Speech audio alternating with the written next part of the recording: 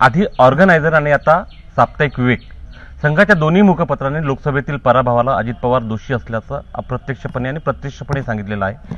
नेमकं या संदर्भात आपल्यासोबत बोलण्यासाठी आहेत राष्ट्रवादीचे आमदार अमोल मिटकरी। वारंवार अजितदादांवर आरोप होतात की त्यांच्यामुळेच पराभव झाला लोकसभेत महायुतीचा। संघाचं एक मुखपत्र होतं ऑर्गनायझर, ज्यामध्ये मागं टीका झाली होती, त्यावर आम्ही पण उत्तरं दिली। आणि संघाचं एक दुसरं साप्ताहिक आहे विवेक, ज्याचे निमेश वहाळकर हे संपादक आहेत आणि त्यांनी काल संपादकीय एक लेख लिहिला। त्यामध्ये त्यांनी भारतीय जनता पार्टीच्या अस्वस्थ कार्यकर्त्यांची भावना मांडली। त्या लेख जर तुम्ही पूर्णपणे वाचला तर त्या लेखामध्ये अर्थातच राष्ट्रवादी काँग्रेस पक्ष भाजपसोबत गेल्यानंतर भाजपचे कार्यकर्ते नाराज आहेत अशा प्रकारे त्यांनी उल्लेख केला आहे। राष्ट्रवादीवर त्यांनी टीका पण केलेली आहे, कारण त्यांनी त्यांचा अभ्यास त्यात मांडला। आणि पुढे ते लिहितात की राष्ट्रवादीसोबत जाणं हे हिमनगाचं एक टोक जरी असलं पण कार्यकर्त्यांची अस्वस्थता वेगळी आहे, म्हणजे लेखात तसं स्पष्ट होते।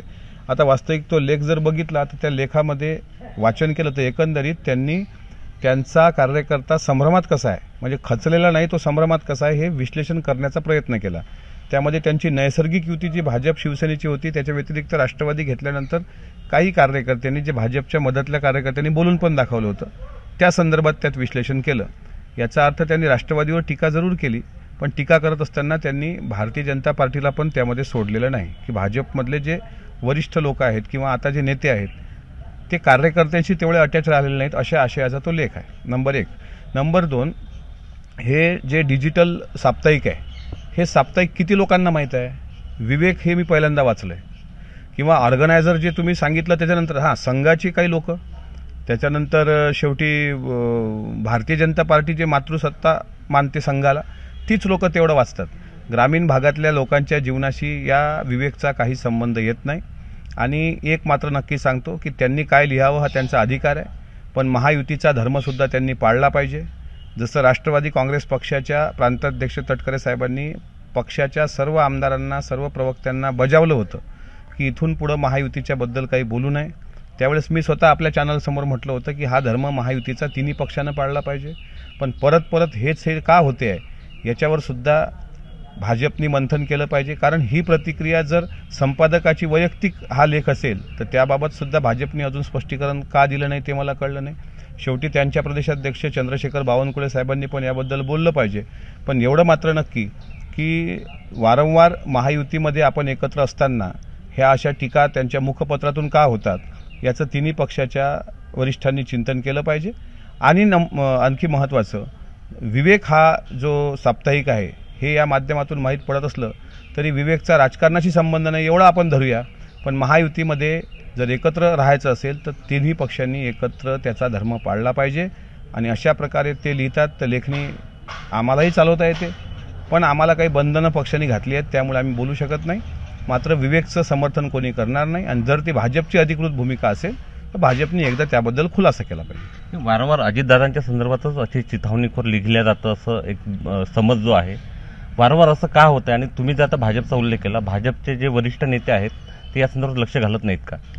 नाही, त्यावर कोणाची प्रतिक्रिया प्रवीण दरेकर जर सोडलेत तर कोणीही त्यावर प्रतिक्रिया देणं टाळलं। म्हणजे महायुतीमध्ये एकत्र आपण विधानसभा लढवणार असं ठरवलेलं आहे, आणि तसं ठरवलेलं असताना अशा प्रकारे ऐन निवडणुकीच्या तोंडावर जर लिहिल्या जात असेल, म्हणजे आम्ही एकीकडं प्रामाणिकपणे काम करतोय महायुतीचं, तुम्ही म्हटलं 100 जागा लढू नका, इतक्याच जागा घ्या, तितक्याच त्यावर आम्ही समजा बोलणी सुरू आहे। सगळ्या गोष्टीत जर आम्ही 2 पावलं मागे येऊन मित्रत्वाचा एक धर्म पाळत असू तर तो त्यांनी पण पाळला पाहिजे एवढी अपेक्षा आहे।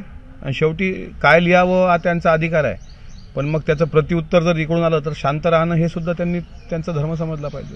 आपल्या मराठीत एक गाणं आहे मराठी चित्रपटातलं, दे टाळी मला घे टाळी तुला, तुम्ही एक टाळी प्रकाश आंबेडकरांना दिली होती, त्यांनी काल त्या टाळीचं उत्तर छत्रपती संभाजीनगरमधून दिलं आहे की अजितदादांनी आमच्या सोबत यावं महायुती सोडून, आम्ही त्यांना महाराष्ट्रात पुन्हा प्रस्थापित करू, त्यांचं जे नेतृत्व आहे ते।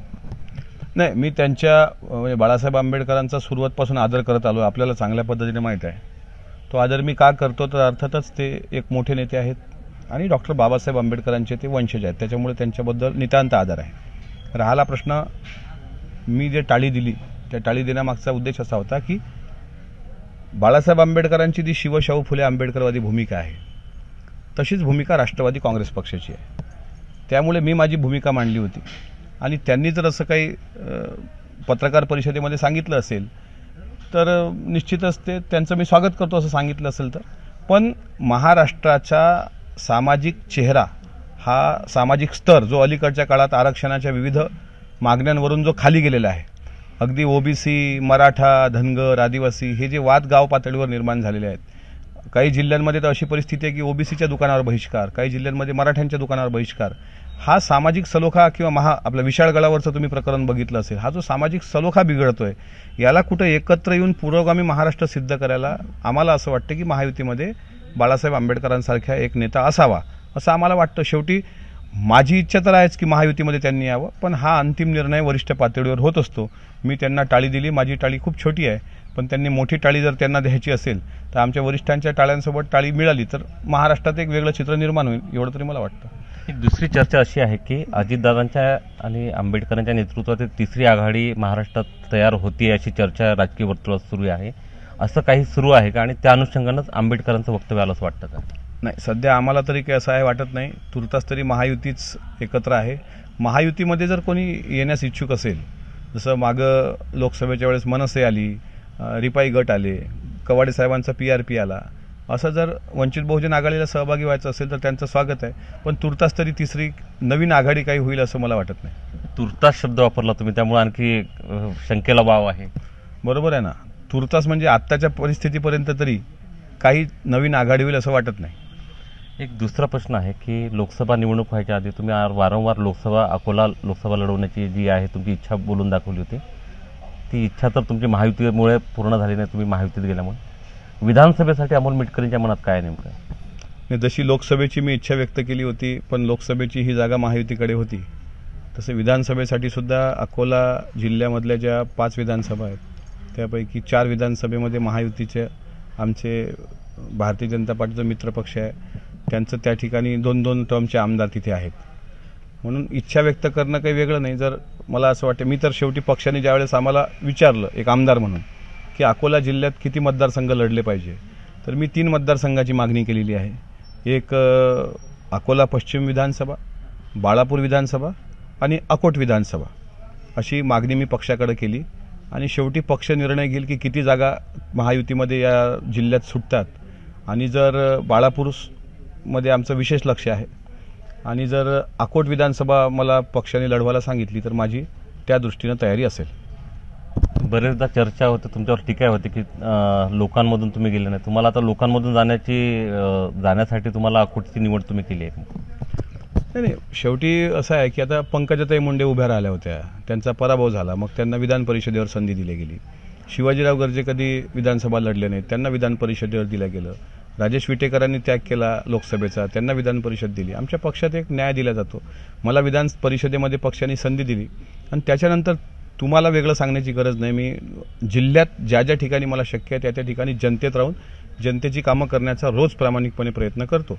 आणि माझ्याकडे दुसरं काही भांडवल नाही, माझ्याकडं माझं काम हेच भांडवल आहे. जर त्या विधानसभा मतदारसंघामध्ये किंवा जिल्ह्यामध्ये टीका करणारे एक ठरलेला वर्ग आहे, त्यांना 2 पैसे माझ्यावर बोलल्यानंतर भेटतात, काही चॅनल्स आहेत त्यांना 2 पैसे मिळतात, तर ते माझ्या भरोश्यावर जर ते पोट भरत असतील तर याचाही मला आनंद आहे. त्याच्यामुळे त्यांना पोट भरायला आणखी टीका करायला संधी आहे.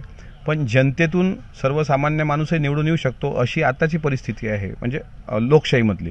त्याच्यामुळे मी का नसावं, मी तेही म्हणतो. मी अकोला लोकसभेवर माझी तयारी होती लढायची, महायुतीमध्ये ती जागा सुटली नाही.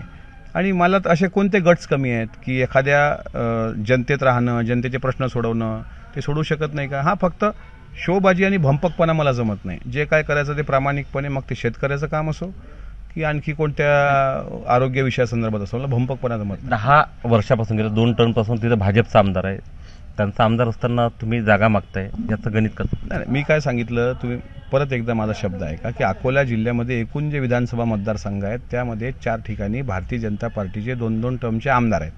आता अशा वेळी जर ती जागा सुटली आम्हाला किंवा आम्हाला नेमक्या 5 विधानसभा मतदारसंघापैकी 3 जागा मी मागितल्या, त्याच्यामध्ये नेमक्या किती जागा सुटतात हे वरिष्ठ पातळीवर ठरेल. जर अकोट विधानसभा ही राष्ट्रवादी काँग्रेस पक्षाला सुटली तर महायुतीमध्ये मी लढेल. एक शेवटचा प्रश्न होतो. धर्मराव बाबा आत्रामांनी विदर्भात पक्ष जो आहे तो 20 जागा लढणार, 20 जागांची मागणी करणार असं म्हटलंय.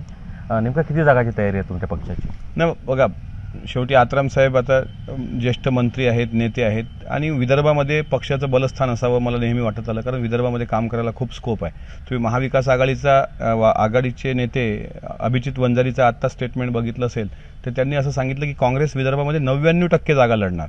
म्हणजे उद्धव बाळासाहेब ठाकरे किंवा त्यांच्या मित्रपक्ष अजून सहकारी काँग्रेस आणि तुतारी गट यांना 1% जागा आणि 99% काँग्रेस लढणार अशी त्यांची अपेक्षा आहे, पण ते 99% लढणार नाही. तसं धर्मराव बाबांनी जे सांगितलं तशी माझी पण अपेक्षा आहे. त्याच्यामुळे 20 जागाच्या वरच आम्ही लढावं विदर्भामध्ये, जेणेकरून महाराष्ट्रामध्ये पुढच्या आषाढी एकादशीला आमच्या अजितदादांनी पांडुरंगाची पूजा करावी. हे साकडं मी काल घातलं होतं. मला विश्वास आहे 2025च्या आषाढी एकादशीला पंढरीच्या पांडुरंगाची पाद्यपूजा आणि पंढरीच्या पांडुरंगाकडे सपत्नीक महापूजेचा मान हा आदरणीय उपमुख्यमंत्री जे आताचे आहेत ते अजितदादा पवार यांना भेटेल. पण अर्थातच त्याकरता आम्हाला जास्तीत जास्त लढावं लागेल, जास्तीत जास्त जागा निवडून आणाव्या लागतील आणि मग आमचं स्वप्न पूर्ण होईल. काल विठ्ठलाला साकडं घातलंय, आज द्वादशी आहे आणि आत्ताच मी द्वादशी सोडून आलोय. माझं साकडं मी घातलंय, आता पांडुरंग त्यात कितपत यश देतो ते ठरेल. ज्या अजितदादांना लोकसभेतील पराभवाचं त्यांच्यावर टार्गेट त्यांना केलं जाते, त्याच अजितदादांनी पुढच्या 2025मध्ये महाराष्ट्राचं मुख्यमंत्रीपद भूषवावं आणि हेच साकडं आपण विठ्ठलाला घातल्याचं आमदार अमोल मिटकर यांनी स्पष्ट केलंय. उमेश राणे, एबीपी माझा, अकोला. एबीपी माझा, उघडा डोळे बघा नीट.